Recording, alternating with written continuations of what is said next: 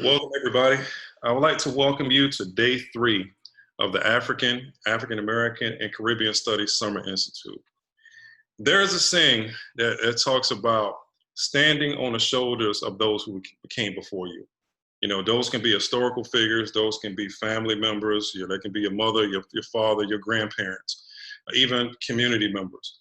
But today I want to bring somebody real special to our opening to today. Of one of those people that I stand on her shoulders. As the manager of the Office of African American, Latino, Holocaust, and Gender Studies, I feel like this is some of the most important work that I will ever do in my life, with the exception of raising my daughter. And I don't take this work lightly, and I feel like it's humanity work, and it's very purposeful work. But without this young lady that I brought to our opening, none of it would be possible. She is the original and founding member of this office, Mrs. Debye Raing. Good morning, everyone, and I want to welcome you to the 26th Annual African and African American Studies Summer Institute. I commend you for being there today, and I commend everyone who has developed a track record for not missing a Summer Institute. I can tell you that when we started doing this about 26 years ago, we had no idea about the energy and the excitement and the numbers of people that it would generate. And some of those people have told me, I have not missed a Summer Institute. So I want to welcome you. I look forward to the workshops, the information that we're going to learn that's really going to empower you to work and produce the best practices possible for the infusion of this curriculum, but especially in order to enhance the academic achievement for our students. Thank you so much for having me this morning. No, thank you for being here this morning. Anytime we do these Summer Institutes, and this would be my 4th one that I've done, the 4th annual Summer of the Summer Institutes. That there is no way that I would not include you. I made sure that you're an integral part of all that we do, because what we do comes from the work and the efforts of yourself and all the managers and the community members and people who brought this work into being. And there are, just like you say, there are some people who are faithfully coming throughout these whole 26 years. I still see them. Just unfortunately, because of the COVID pandemic, we've had to transition. So this would be the first Summer Institute that we actually facilitate through a virtual platform. So I'm always looking at the blessings within everything. So I'm looking at, that because our Summer Institutes are usually during the day, or our Summer Institutes are usually at a physical location, of course, that we're able to even tap into an audience that we've never got before outside of our faithful. In addition to with it being virtual, it goes national, even goes international. So you got people that are all over the world that are able to participate, and not only participate, they can gain some knowledge and tools to empower themselves and empower the work that they do, that they can empower children ultimately. This is why we all do that. So Mrs. Raing, I got a few questions for you before we Okay. All right, so this being 26 years of the Summer Institute, 26 years. That's more than half my life of that we've been doing these critical work. So when you planned and you organized, I know it was you and Margaret Newton who were the original, members of this office. What was the original vision and objective of the Summer Institute, and what were you hoping to accomplish? Well, the first Summer Institute was held at Florida A&M University in 1994, and that was under the guidance of the Governor's Task Force. And it was along with the professors at FAMU, the faculty, and the staff. And the original vision for the Summer Institute was through a train-the-trainer model to teach educators statewide about the true history of African and African Americans and their contributions to the world. Well, the training included also infusion strategies on how to blend this information into all subjects in the K-12 curriculum. There were focused workshops on cross-cultural communication and understanding, and how to deal with barriers to implementing this new curriculum. So going through all of that, going to the Summer Institute, I didn't know what to expect. I just thought I would get a few facts on African American history. But I applaud those professors for taking us first back to the continent, because my experience had been to start with slavery. And they did it in such a way. History was not a favorite subject of mine, now it is. But each day we ended, we couldn't wait to get back to the next day to get more. But as we move from the history to dealing with people and attitudes and changes, and how people accept change or don't accept change, or what they've come to believe for so many years, whether it's true or not, that change was going to affect the implementation and cause barriers to getting this curriculum done. So that first Summer Institute, I can't remember how many people were there. We were in a small auditorium, people from all over the state, and Dr. Eton, who ran the Black Archives, was a part of that staff. Dr. Hemingway, Dr. Brown, Dr. Larry Rivers, and it was just an awesome experience. It opened my eyes. I have not stopped reading then. But that original intent was to use a train the trainer model. They trained us so we could come back and develop a cadre of trainers, train them, and they would then take that training into the school centers.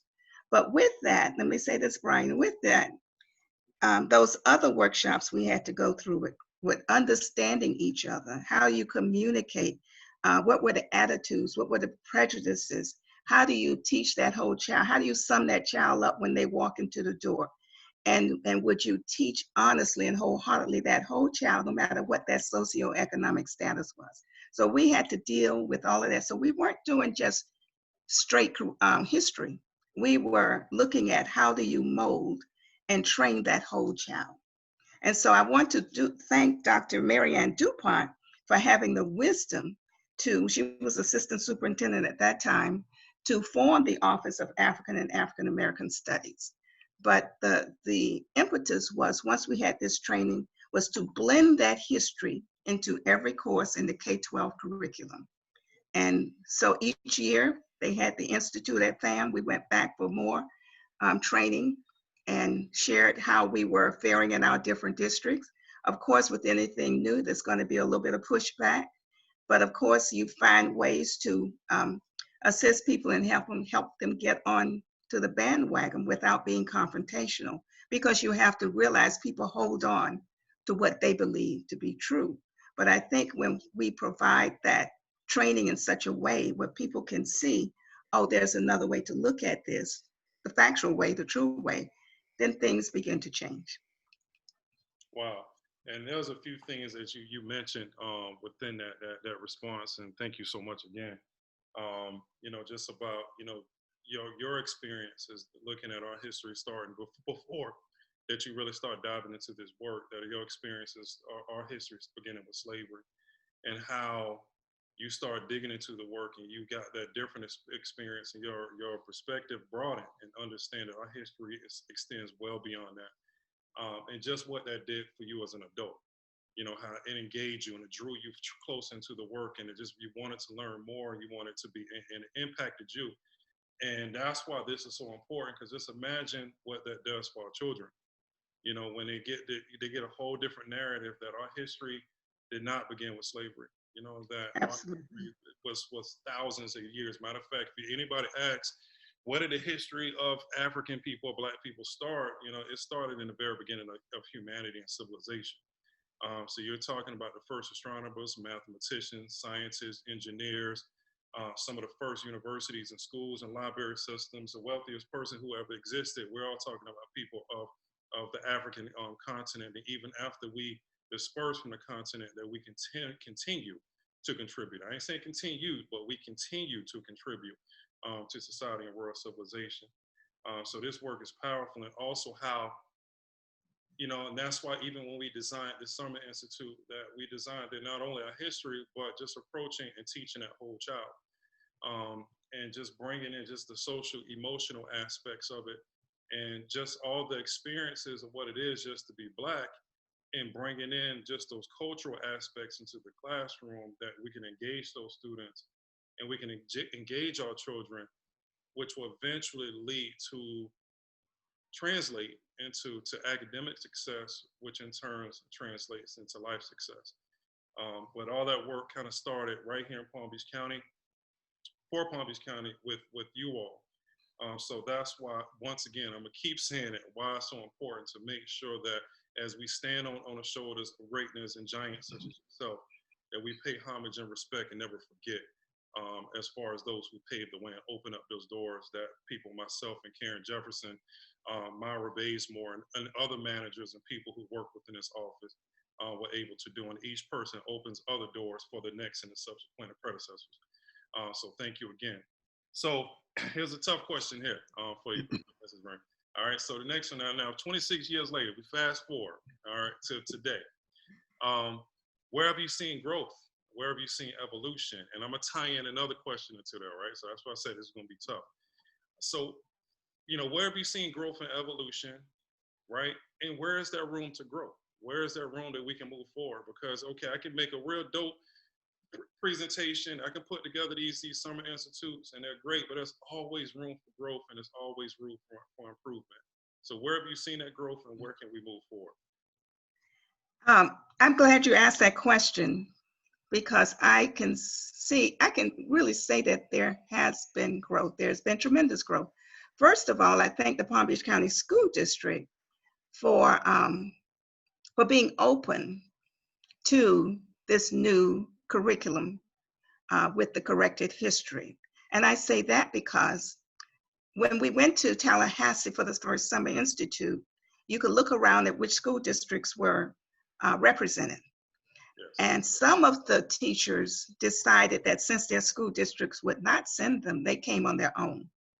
Because the response was, we already have the true history. We already have a little bit of that stuff, and we teach slavery. That was the response some of those participants received from their school administrators or their superintendents. So they paid their way and came. So that's why I say I thank Palm Beach County for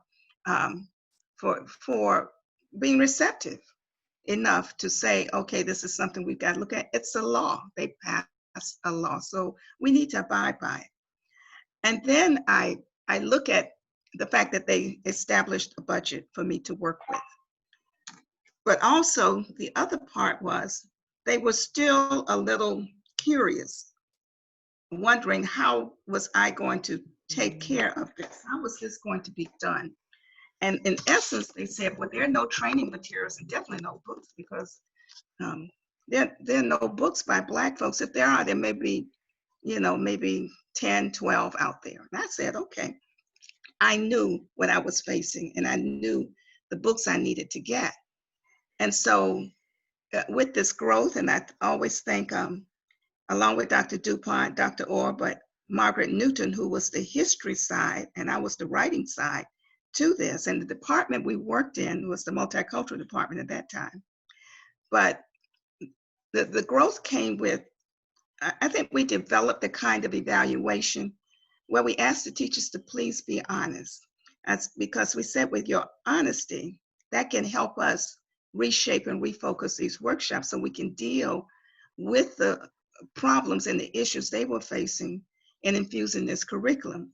And it wasn't sometimes that the teachers didn't want to do it. It was sometimes the barriers at their school centers that kind of prevented them from doing it, or they had to find creative ways to go around what they've been instructed not to do.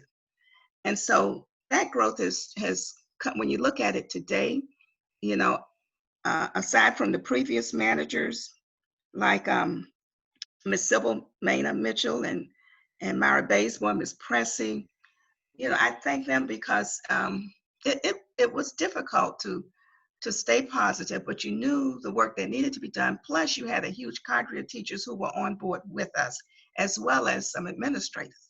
And so gradually that that support and turnaround was getting larger every year.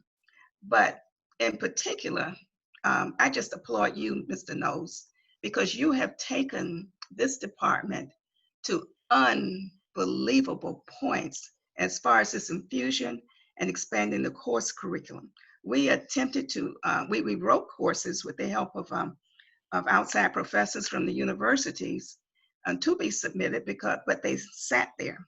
But your courses have gotten into the state course code curriculum, and they are modern courses, not so much of the history of African Americans from 1865 to the present, not that type of history. Because what we have to do is recognize where the interests of the students are and then tie it into the core subjects.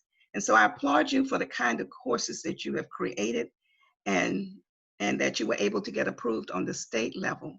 That's actually listed in the course code directory. Prior to then, the first course code a class for African American Studies, I think was approved back in the 1970s by Mr. Jabari Latif, who was a teacher at Palm Beach Lakes, and it just sat there. But because we have the work that you've done and expanded on, you have taken this thousands of miles far beyond where I ever thought it would go. But the other part is that, as we did too, we took this into the community because we figured the parents needed to know what was happening. And so we had information to go to the parents. We trained the parents because they needed to know exactly what the teachers were teaching. And then the city and county agencies realized that the piece we did on the social part of how you get along with your coworker when you say, oh, this is the first Black person I ever met. Oh, I don't like your music. Oh, you all eat weird food. So all of that goes into this curriculum infusion. And so we had city and county workers who started coming to the Summer Institute to get their CEU points and to get the same training they needed to deal with some of those social issues at their jobs. And so you have expanded this because I've been to the workshops that you continue to do with the community, especially with parents. And it's so important for parents to know and understand and learn what their students are learning. We have been fed this curriculum from a Eurocentric point of view for so long that is so embedded in our psychics that for some people it's hard to pull away from. Where did you get that stuff from? Who told you that? But I look at the eyes of the students and the behavior and the posture. And when I started to teach something about why Black is so important, first, they're looking down and I tell them, what Black represents. Go back to the kings and queens of Africa. And they say, for real? Nobody ever told me that. Okay, so Miss Range, I think until I get out of school, I'm gonna be a king. And they would take on one of the king's names that I told them, or the young ladies would do that. And you could see the attitude change, the behavior, the posture change. They sat up, they looked up. It's the same when you infuse the history of the Caribbean with all of their efforts to not remain in bondage. And when a student sits there and say, you know about my history, Ms. Rain, that's awesome. I thought nobody did. And so where it's come to today, you look at the broadened title for the office. It's more than African and African American history, although we included everything for the diaspora anyway. But I just commend you for how far this history effort has gone. I pay you all the tributes and the honors because this is not easy. But taking it out into the community, having night workshops, weekend workshops with the community to keep them informed. They were just as hungry for this information as some of our teachers and students were. So I just commend you for where you've gone. The community effort has expanded tremendously. The online effort has really moved from the archaic points where we were to a very progressive model for what you have. And so I'm just pleased, and I just see us continuing to move forward because we have to. We have to in order for our story to be told. And it's so many parts of it that that they haven't been told. So I I don't know what else there is to say other than kudos, congratulations. You're doing an awesome job, and I'll be right there with you to help you with anything else you need. But I really see us so far ahead of the game. Let me make one other point. Each year, as we went to those summer institutes, you could pretty much figure which counties would show up. And Palm Beach County pretty much led with the development of the curriculum, right along with Miami-Dade and Broward and Duval and over in St. Petersburg. And so what happened was, while Ms. Newton and I were training in the district every day and going to the classrooms, sometimes on the weekend, if we were not doing a workshop locally, we were in other school districts who had invited us to do the training because they were not at the level that Palm Beach County was. Yeah. And so some of those principals at specific schools invited us in to do that training. And so that's how those teachers were able to keep up. And then you saw where those teachers were coming from different counties to your workshops. And so I think it's just tremendous where we have come. We know what the obstacles are, and we know the work that needs to be done, because you don't change people's minds in 26 years. We've changed a lot, and people have embraced the efforts, but we know we have a long way to go. Absolutely, because and thank you again. It's my honor just to walk in your footsteps, and just with Sybil's footsteps. Myra, Dr. Pressey, and if anybody else's name, Margaret Newton, and anybody else's name, please forgive me, if I didn't mention it. And yes, we've made some considerable progress, and each manager and each staff and team that's worked within this office have made significant contributions as far as to the evolution of this work. And it takes time to change mindsets, and most critically, to change systems as well, which is the overall objective here. Taking it from that contribution stage to the transformative stage. That, like you said, that we didn't just teach, African American and African history within February of just Black History Month or Martin Luther King Day, but we're talking about normalizing this type of instruction. It takes time, and it takes effort, and it's a lot of hard work, and it's a lot of stress some days, but it's it's purposeful work, it's humanity work, and it's work that impacts and it changes lives. And with such critical work, and that all began with you, Mrs. Raing. So we thank you again as we welcome our participants to day 3 of the Summer Institute. So as we go out into our sessions, please, that we hope that you all are empowered, that you all have tools. And one of the things that Mrs. Raines did mention, as is bringing in different team members from other neighboring school districts. So I have expectations that we have, just like you say, Duval, Miami-Dade, Broward, and even Martin County, and some of their participants as part of this as well, because this stuff is not only just important for Palm Beach County's kids, but we're talking about kids everywhere, because children of the diaspora are facing similar challenges no matter where we are. So thank you again, Mrs. Range, and we thank you all for being here. So we hope you enjoy, that you all are empowered and have those tools to push this work forward. So thank you. Thank you.